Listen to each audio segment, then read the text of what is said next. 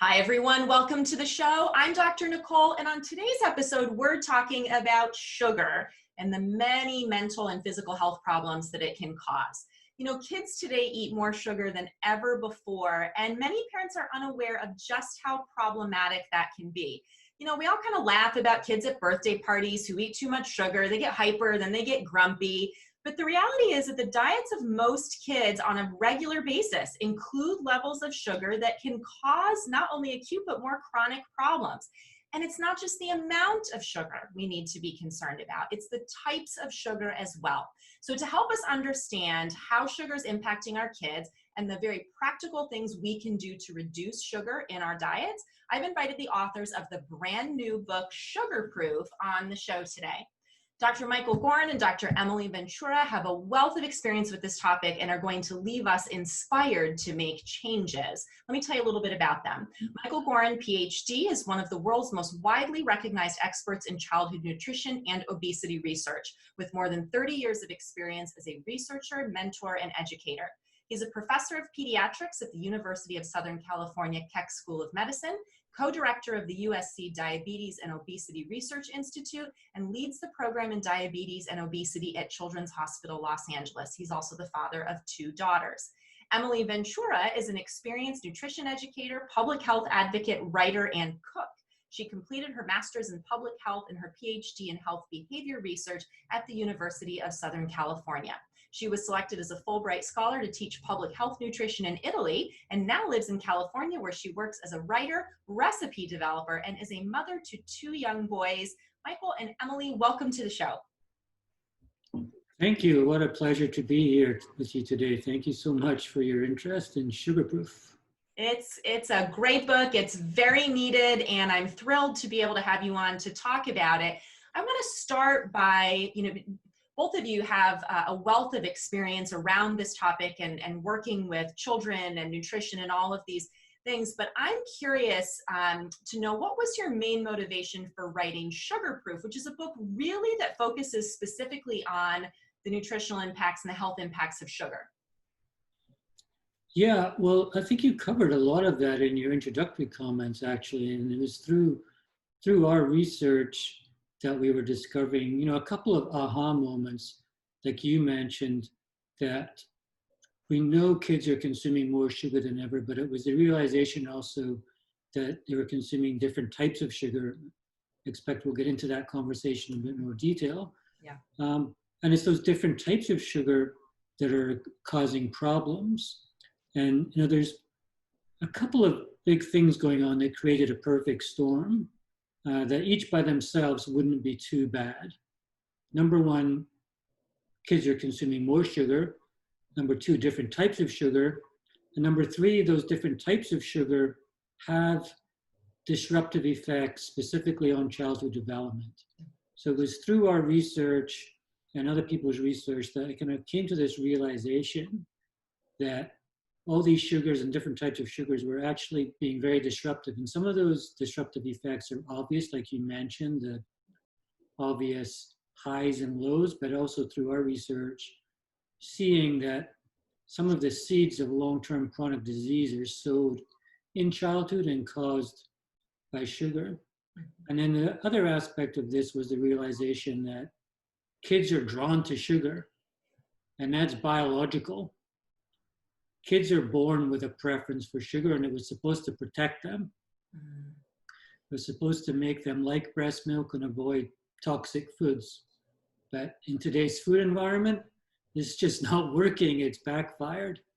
And so I wanted to put all that together and basically try to accelerate the research. I mean, the research has been fruitful, but what I really wanted to do was translate all that for the public, for families who are struggling with this, and not just translate the science, but offer real, practical, simple solutions that would work and that families could adopt.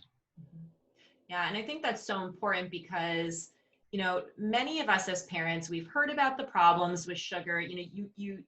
hear about and read about so many things in the realm of food, and it's hard for families to know, what do we put stock in, what don't we, what's really important to do. And I think it can be confusing, and what we tend to do when we're confused is just say, well, I'm just not going to do anything with it. And what I love about this book in particular is you not only lay out the science, but you also give us really practical things that we can do. And Emily, I've got to believe that that was a motivation of yours too, as a mom of 2 young kids, and all the work that you've done with families. Do you see for your own family and for other families that you work with that sugar is really a top concern? It is. I've seen it in the community with the families I've worked with, and then also in research settings. We've seen, I worked for a number of years in Michael's lab, and just seeing all of the benefits that can happen, metabolically, with these precise measures and tests that he does. And then as a mom, I've seen how these things work with my boys as well. And then also just, learning that sweet spot of figuring out how to communicate those messages to your children and to make sure that they don't feel restricted and that they're still enjoying some of the treats that come along with childhood, but without overdoing it to the point of having health consequences. Mm-hmm. Yeah, and that's a tricky thing, right? How to help our kids understand that and make some different choices, but also not harping on it so much that they want to go totally the other direction and just, not do anything that we're telling them to do. That can be tricky. Michael, you've done a lot of research in your lab. I want to have you delve into, just so our listeners really can grasp this, how does sugar affect mental, physical health, academic performance of kids? Why is this really such an important thing to be looking at? Because it's not just in the short term, right? I mean, there's long-term issues to be concerned about here too. Yeah, totally. I mean, we're all parents, we've all dealt, we've all seen the short-term effects, right? And those are very tangible. But it's the long-term effects, and this is problematic because some of these effects are silent. Mm-hmm. Asymptomatic, which is a word that we've become familiar with, unfortunately. But in terms of chronic diseases, we're talking about cardiovascular disease, diabetes, fatty liver disease. The development of those chronic conditions can be asymptomatic, can be silent, and it's long-term progressive. And it all can start before birth. We call this the developmental origins of adult diseases. And it starts in utero and it continues through infancy and childhood, and its diet is a big part of that. And what goes into the body has an effect, short-term and long-term, and that could be manifested in any number of different ways. We talk about effects on the body from head to toe. Brain development, memory, academic performance on standardized tests have all been related to high levels of sugar consumption. Mm-hmm. So focus, concentration, all the way through the body, digestive issues. I mean, tummy problems, for example, digestive issues are common malady of childhood. Mm-hmm. And so, there's research that shows that can be explained by too much sugar. Mm-hmm. We're not saying that sugar is the only cause of all of those problems, but it's certainly a main cause, and it's one we can do something about. Mm-hmm. quite easily.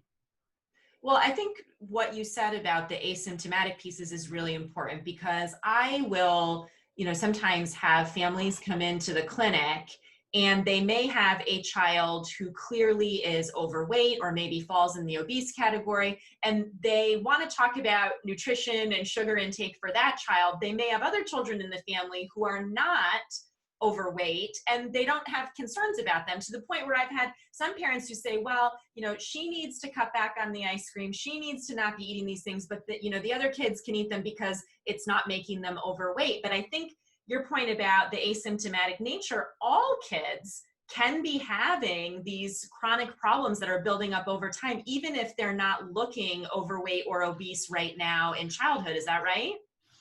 Absolutely. And this is a very important point. You don't have to be overweight to be, for your body to be suffering. from the consequences of too much sugar. It's nothing to do with the calories. I mean, there's the caloric effects that manifest in weight gain, but a lot of these things that we're talking about has got nothing to do with the calories. So for too long, we've been too focused on calories in, calories out. But this is to do with how sugar is metabolically handled in the body, what it's converted to or not converted to, and how that really is interfacing with development. So, and it's a very different scenario because you have cells that are building and brains that are building and livers that are building. And during that process, can be very sensitive to the metabolic products that are coming through the system from sugar. Nothing to do with the calories. And I'm sure we're going to get into this as well in a bit more detail, but a perfect example would be fructose, the sugar, which is metabolized in the liver, causes fatty liver, which was not even on the radar for children 10 years ago. Type 2 diabetes was not a problem for children 20 years ago.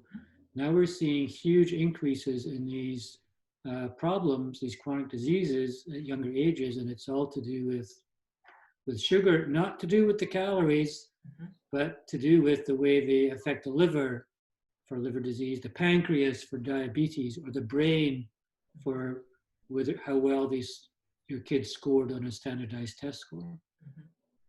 It's interesting, you know, I've often said for so many things, this generation of children, they're really guinea pigs in so many ways because of new things that we've introduced into the environment, you know, whether we look at technology or toxins in the environment or things in the food supply. And it sounds like really the dramatic increase in the amount of processed foods and sugars and things is something that we're seeing this new generation of really significant neurological and metabolic problems in kids where we never used to see that in kids before. Yeah, absolutely. I mean, I think this whole concept of GRAS approval for generally recognized as safe, we've just kind of broadly adopted and accepted that some of the additives and sweeteners that are now used in sugar are perfectly safe, but we have no idea of the long-term effects. Now, here's a good example, like high fructose corn syrup. You know, I think the public generally, for the most part, recognized that as a problem, and there was a bit of a revolt against that because of the high fructose, and it was highly processed. But now we have all these other fructose-based sweeteners that are just as high in fructose, but they have the healthy sounding halo around them because they're fruit-based sweeteners. So now they don't have that like notorious kind of sound to them like high fructose corn syrup, but many of these sweeteners that are highly used now could have even more fructose in them. And so the reason that we were worried about high fructose corn syrup was A, that it was highly processed, and B, that it had a lot of fructose, and fructose is very problematic for growing bodies. Yeah, the food companies wised up to that real quick, right? That the words high fructose were turning consumers off. And I think we're having that issue now across the board, whether it's products we use in our home or, you know, foods that we eat or things, you know, companies now are using branding and labeling that's making it more difficult for consumers to figure out what may be, you know, healthy versus unhealthy. So I do want to get into a discussion about the names of sweeteners and sugars that people should avoid. But before we delve into the specifics of it, you know, so we've talked about the real health concerns, and these can be alarming, right? And as parents, we should be alarmed. It should put a red flag up for us that says, wow, I should be paying attention to this. The good news, though, as you mentioned a couple minutes ago, is that we can make substantial changes that really can change the trajectory of this for our kids, right? So even if there's a parent listening who's like, oh my goodness, you know, my kids eat so much sugar, are they doomed? You know, have I totally screwed them up? I think what I hear you saying is we can make changes that will start to improve that. Is that right? Oh yeah, and you know, that's part 2 of the book, and part 3 is all about simple solutions, simple daily hacks that you can make to address this issue. I mean, some of the solutions are simple hacks or substitutions. Others may involve, for example, our 7-day challenge. And just so your listeners know, we're not advocating that you don't give your kids sugar anymore. We're not saying you show up at Sunday breakfast and say, okay, folks, that's it, game over, no more sugar. We know that's not going to work. Right. So we have a clear path to at least say, well, take it out for a week and see what happens. So it's a bit more involved. It involves including some of those hacks, but it'll get you to recognize those sneaky sources of added sugar, find alternative substitutions for them, and see what it's like to just go off sugar, and see what kind of obvious changes you will notice in your own feelings and in the mood and behavior of your kids after 1 week. What do you guys feel like are some of the things that start to shift relatively quickly, both from a metabolic standpoint and a mental health standpoint? What are the things that you've seen in the research that really, like going off of sugar or cutting it down dramatically for a week or a month, or, over that kind of period of time, do we start to see positive shifts even within, several weeks?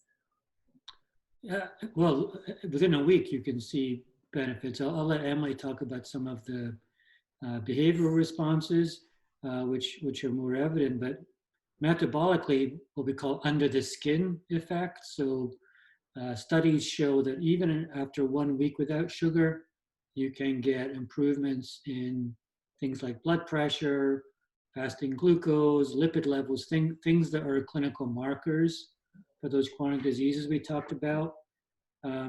Those things start to improve very quickly after you take sugar out of the diet. And Emily can talk a little bit about some of the other benefits too.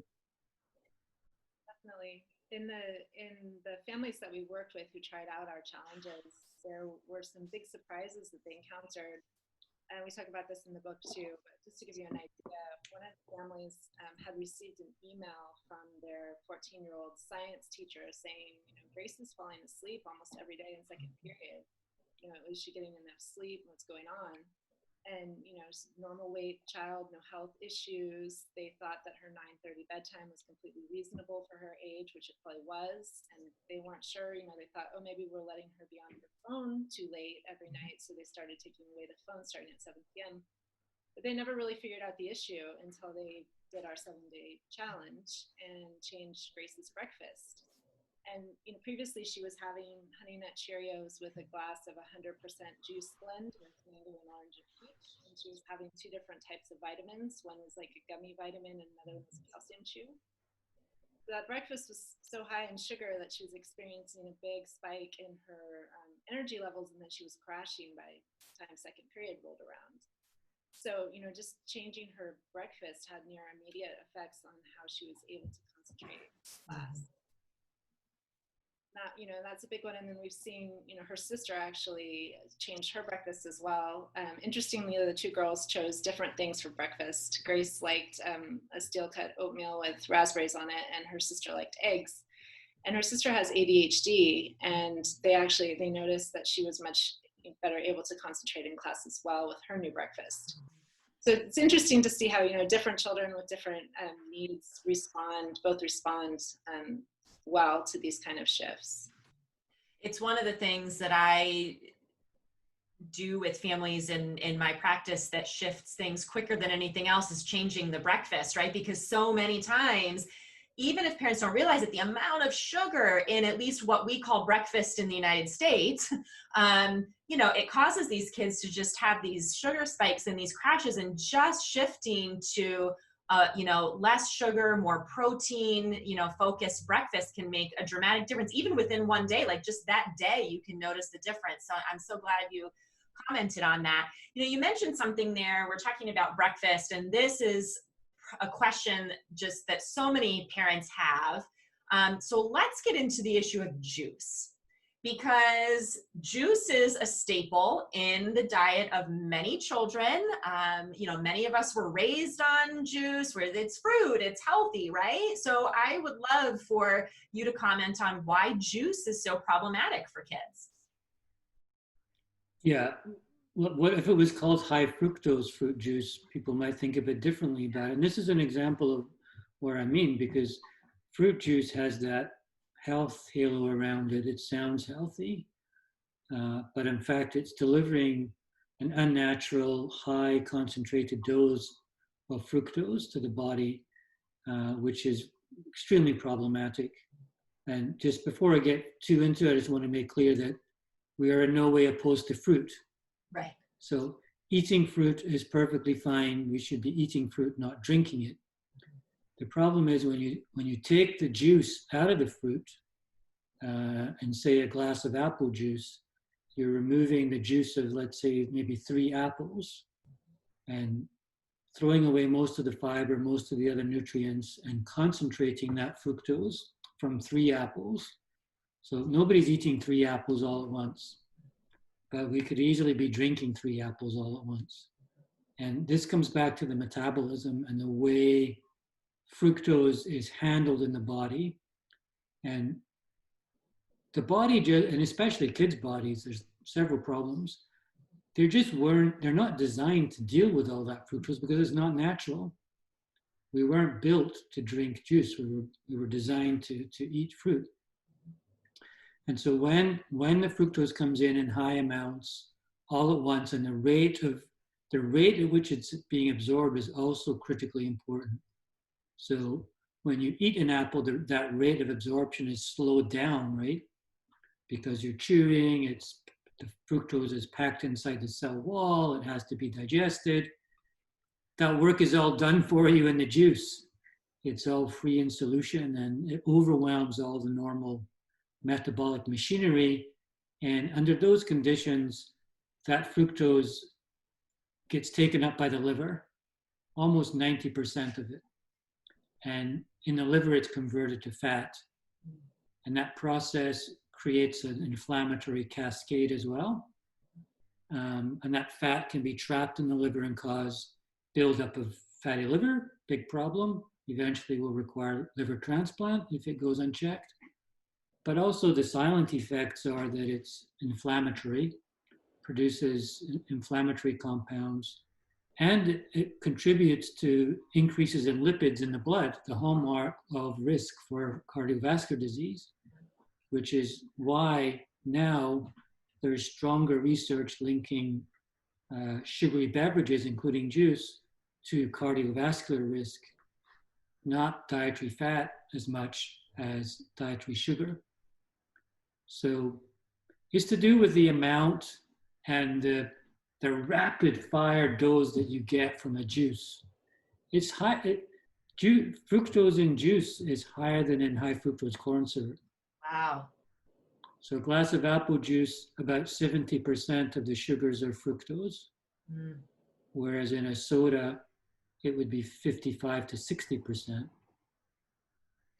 So do you really advocate then for parents to start moving away from, it's a given. Most parents think, oh yeah, well, I know I shouldn't be giving my kids soda pop or things like that, but juice, so are you really advocating to parents to back away from juice? What do you suggest people move towards? Just regular plain water? Yeah, to answer your question, yes, we are advocating that because it's a big source and it sounds healthy. It is a point of controversy. So the dietary guidelines, for example, don't have a problem with juice and wouldn't count it as added sugars.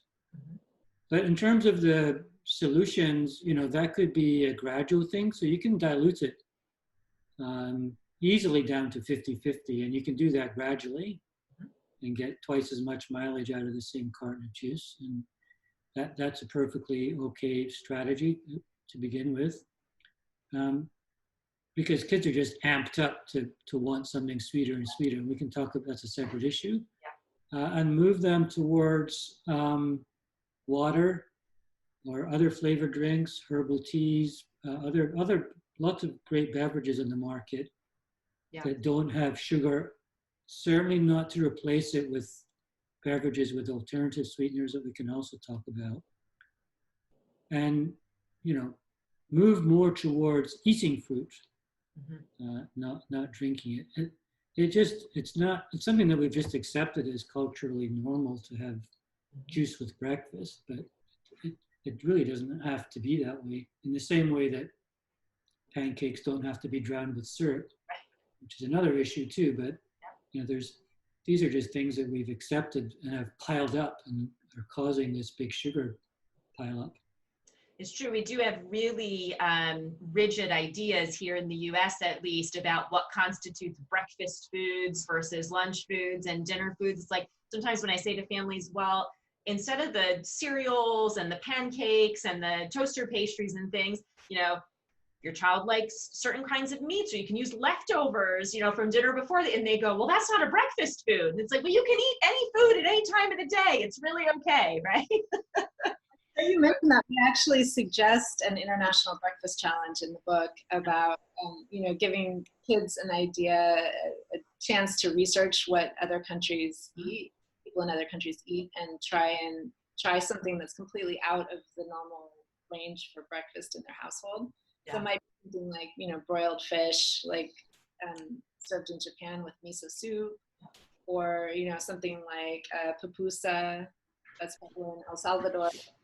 Just to expand the breakfast horizons and realize, that you can, like you said, you can eat more vegetables and more savory foods in the morning as well. I love that. It's a great challenge. Yeah. Pancakes and oatmeal don't have to be sweet. So we have several ideas about how to make them savory. And you can still have savory in the morning. It doesn't have to be sweet. Well, it's amazing to me, really, how quickly kids can shift with that. And I just, I'm glad we're talking about the breakfast thing, because especially during the school year, I just feel like it sets kids up for such a better or worse day when we're not necessarily sending them off to school right now, but whether it's doing school online, especially for kids with sensitive brains, our kids with, ADHD challenges, anxiety, autism spectrum disorders, learning difficulties, behavioral issues, all of these things, they just do so much better when we start the day with something that fuels them in a steadier way than all this sugar. So I'm glad we're talking about that. And Michael, I want to have you touch on here. One of the things that I read in the book, in the introduction, actually, you talk about a study that you did, and when you got the data back, looking at actually how much sugar is in some very common things that we give to kids, beverages, yogurts, those kinds of things. You were really shocked at the findings of that, and I was shocked by it too. I'd love to have you comment on that. Sure, yeah. And just to wrap up on the previous point, so stabilizing blood glucose is the best thing you can do for your kids in the morning, not just for energy levels and concentration, but we can also link that to COVID-19. And the research is out on that too, that stable blood glucose is going to help your body fight immunity and be stronger in its immune system for flu or COVID.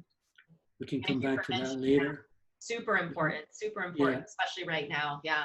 Yeah. But yeah, so this was a study. Emily can also give you her perspective, because she was a graduate student in my lab, and she actually executed the plan. And the plan was, the question was, all good research starts with a question, right? Our question was, what is in a Coca-Cola? Right. What is in an apple juice? Like what is in it? What are the different sugars? And we wanted to know that just because we were curious and because we wanted to document exactly what the dietary intake was. Mm-hmm. If a kid's drinking 2 apple juices a day or 2 sodas a day, what are they really consuming in terms of different sugars? So Emily executed the plan where we went shopping around Los Angeles to grocery stores, to gas stations, to numerous different outlets where you can buy sodas and juices, buying it with ice, without ice, and we gathered together the samples and sent them off for analysis. And the results came back that showed Some cases there was a lot more sugar in general in products, and some was a little less. But the surprising fact was that there was more fructose in these beverages than we had anticipated, and that we thought should be there based on what the food industry was telling us. The food industry tells us that high fructose corn syrup is about 55% fructose, but we were finding these beverages made with high fructose corn syrup to be 60 to 65% fructose. And juices were about, depends on the fruit, depends on how it's made, so it can be very variable, but can easily be up to 70 or 75% fructose. Now, this was very surprising, and I couldn't understand why it would be so high, and got into a big argument with the food industry about this. I'm sure. Their argument was that our results were flawed and we didn't know what we were doing. So we repeated the study and sent samples to 3 different labs and got very similar results. So it was surprising because the higher fructose makes a difference. And some people may say 55% fructose versus 60. It's not really that much different. It's trivial, but because fructose is more problematic, and especially because it's more problematic for growing bodies, the more you tip that balance towards more fructose, the more likely you are to get those detrimental effects. So if you had the choice, I'm sure we'd all rather, stay away from that, especially if we're dealing with children who are very vulnerable because they're not choosing what they're eating. And then there was research going on at the same time that was beginning to say that it was fructose that was disrupting growth and development. So that was the aha moment for me. It was like, wait a minute, there's more fructose in these things than we thought there is supposed to be, and fructose is detrimental for growth and development. So that was a big turning point. And it's not just beverages, right? I mean, this goes across the board for lots of processed foods and things that kids are eating, yes? Yeah, in the second study, we also looked at breads, crackers, yogurts, highly processed foods. And by the way, this fructose doesn't just come from high fructose corn syrup now. There's a whole range of fructose-based sweeteners that sound really healthy, like evaporated grape juice or organic brown rice syrup or organic apple puree. Yeah, I think it's confusing, especially for parents, when you're trying to buy quick, easy things for your kids, and you might think, oh, something says fruit juice sweetened, when really it's just a fruit juice concentrate that's, sprayed on something like rice cakes or added to like a baby smoothie that's in a pouch, or a pre-bottled smoothie that also contains a few spinach leaves, and it's a green smoothie, and it seems like it's something that might help your child be stronger, boost their immunity, but really it's just delivering a high dose of concentrated fructose. Well, one of the things I've noticed, we have a smoothie chain that has come into our area of Michigan, and they market themselves as being a healthy alternative. And I've started seeing more, especially the teens. There's a high school right near the clinic, and they swing by, there before their appointment, and they'll come in and they'll say, oh, it's a fruit smoothie. And I started looking into the ingredients of that and was absolutely shocked. I mean, 80-some, 90-some grams of added sugar into these things that are being marketed as a healthier alternative. And I think, what you're highlighting here is that this happens a lot, and we need to be savvy consumers of realizing not only do we need to look at the things that are written on the package, but also realize that there may be even more problematic things than we can see on there. Yeah, absolutely. Yeah. So let's get into what are the things that we should be aware of as far as sweeteners. So we know, like, people know high fructose corn syrup, not good. And Emily, you just mentioned, a couple of them, but what are the sweeteners that we should be trying to avoid? There's a lot of them out there now. What about, some of the more natural ones? There's like stevia, there's monk fruit, there's these low calorie sweeteners. what should we be avoiding and what is okay to give our kids? Do you want to go first, Emily, or you want me to start and then go to? yeah, also high on the list, you know, another one that's concentrated in fructose that a lot of people don't realize they should avoid is agave syrup. So that can be up to 90% fructose. And certainly any of the ones that we just mentioned, like the fruit juice concentrates, crystalline fructose, you know, and then there's a lot of the sugars that are 50% fructose, you know, like sucrose, table sugar, which, you know, if you start to have a lot of that also, you have to think about how that's adding up. But in general, we say, you know, it's better to have some regular sugar and just try and keep it to a minimum than go with some of these other alternatives. Okay. I mean, that's kind of one of our messages, and I don't want to send a message that families should not let their kids have sugar. I think it's a question of finding the right balance, and there's just so much sugar everywhere that we've forgotten how to enjoy it. In terms of sweeteners like stevia and monk fruit, which are naturally occurring and can be marketed as such, so something can be loaded with either of those and can be labeled as all natural, non-processed. We just don't know enough about the long-term effects. And for me personally, I don't like the taste of them. And if I'm going to be baking at home, I'd rather just adapt the recipe and use less sugar. So we say that you can use down to probably half as much sugar in a recipe. And so if I'm going to make a tray of cookies for my kids, or if they're going to bake a tray of brownies, I just try to get them to use less sugar, so that you can enjoy it. And then in Sugarproof, the recipes that Emily developed specifically for the book, we took the stance that we're not using any added sugars or sweeteners.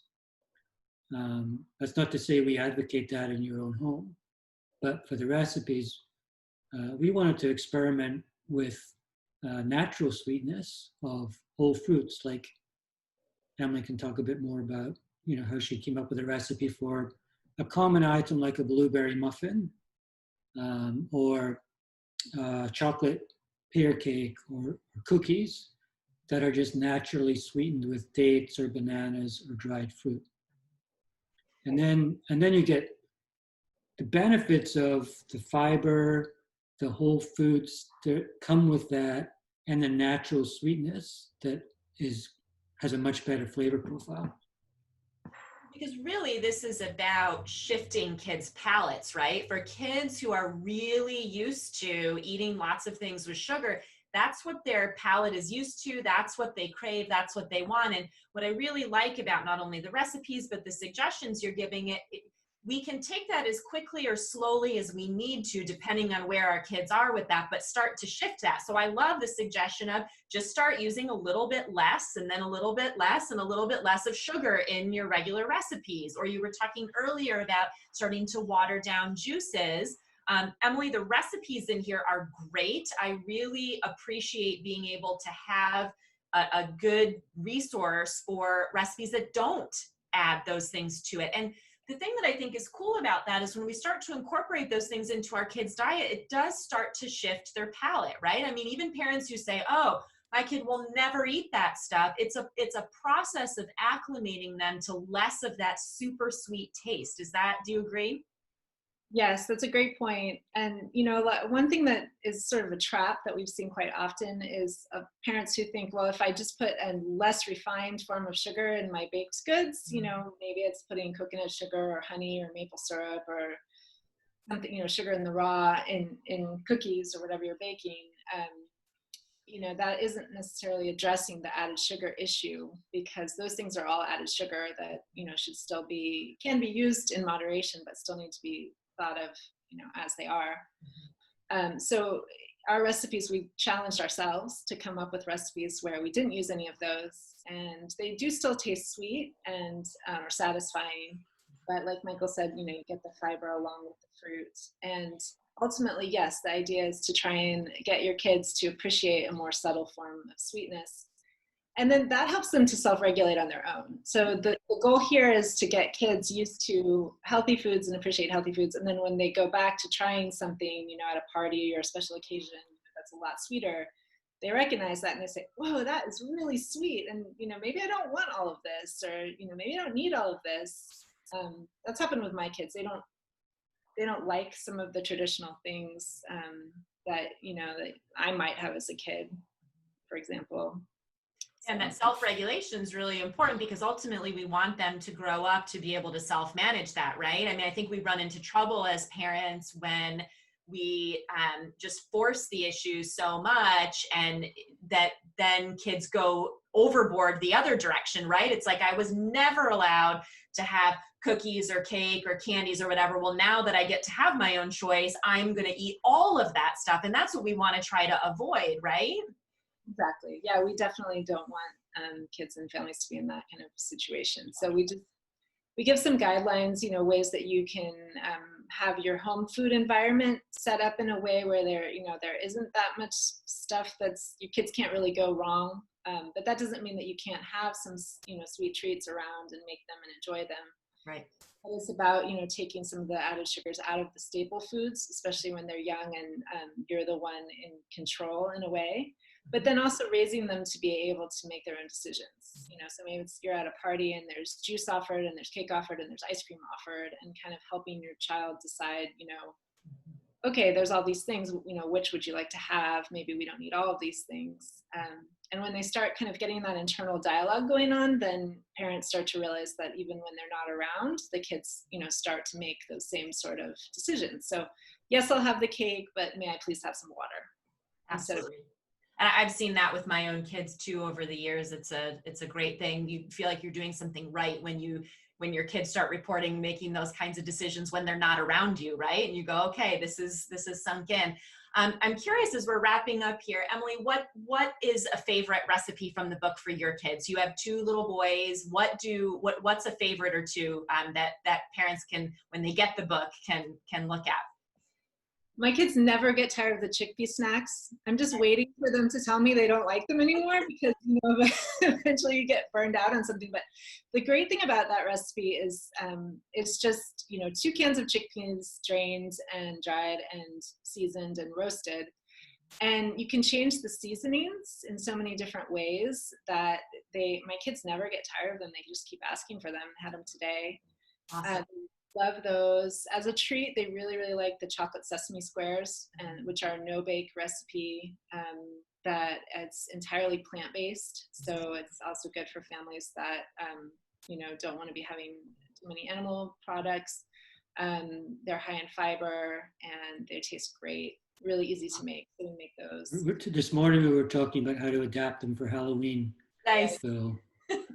Well, and what I really love too, as I was skimming through the recipes in there, they lend themselves well to getting kids involved in the kitchen too, which I think is another important piece of shifting kids towards healthier food choices and opening up their palates, is getting them involved with making food. And as I was looking through the recipes, I'm like, many of these are things that, young kids can help with, but, kids later elementary and up, they can learn to make some of these things themselves, like the no-bake stuff. So kudos to you on that. I'm always really impressed by people who have the creativity and the talent to create these recipes. It's not a skill that I have, so super impressive. And I'm looking forward to making some of the things that I saw in there. So thank you for that.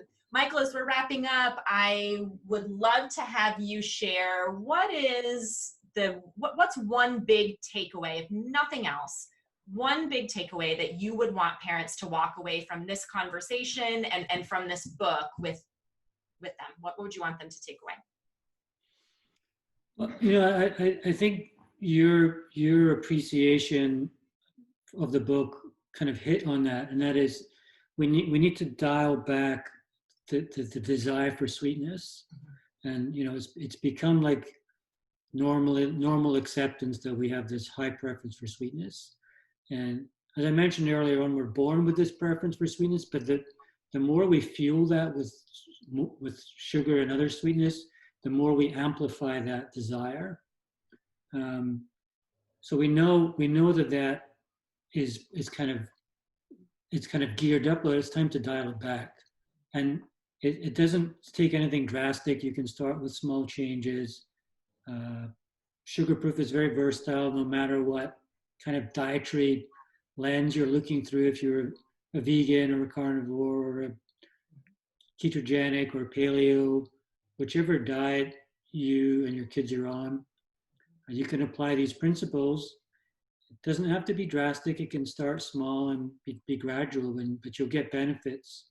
The more you dial it back, the more benefit you'll get. And I think, and no matter how young your kids are or how old they are, you will also get benefits, and they will kind of ripple out across the whole family as well, in terms of some of the benefits that you'll get.